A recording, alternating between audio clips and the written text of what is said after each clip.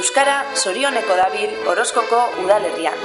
Kirolak eta zehazki futbol esparruak urrats garrantzitsua eman du bere burua euskalduntzeko prozesua.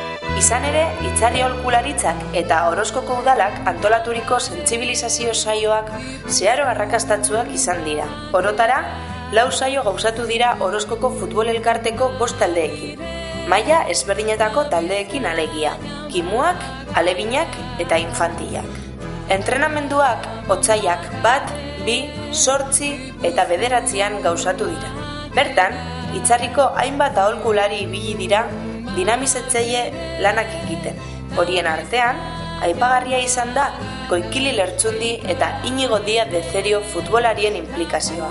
Futbolari profesional hauen jarrerari esker, umeek motivazio eta ilusio ikaragarriz ekin diete bai entrenamenduei, bai euskararen erabilerari. Hala, bale, jarriko ditugu lau ariketa, orduan talde bakoitza egongo da posta batean, eta bat utziko dugu libre, eta pasatuko zarete guztietatik. Gutxi gora bera, ariketa bakoitzean 15 minutu edo, bale? Hemen ikusten duzuen lauki honetan, zitu, adi egon ze bestela gero izan enteratuko, bale? Lauki hau, urdinez eta txino zuriz eginda dagoen lauki honetan, landuko dugu baloi jabetza, bale? Orduan, baloi jabetza da posesion. Orduan, talde batek eukingo du baloia, eta kanpoan egongo dira laguntza batzuk, talde bakoitza edukiko ditu bere laguntzak, hau da, bere taldekideren bat kanpoan egongo da, ezin dena sartu barrura, eta barruan egongo dira, lauren aurka, eta mantendu behar dute jabetza, bale? A ver, seguro, se van a Ahora, Marica, hartu baloia.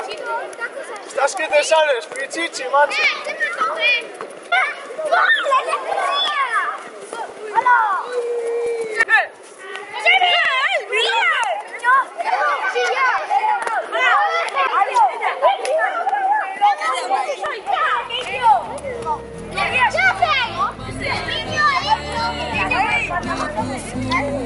Bestalde, azpimarragarria izan da talde bakoitzeko entrenatzaileen lana.